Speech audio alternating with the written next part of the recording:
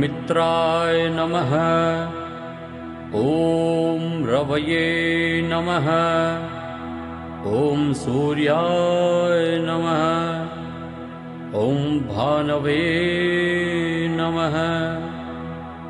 ॐ खगाय नमः। ॐ पूष्णे नमः। ॐ हिरण्यगर्भाय नमः।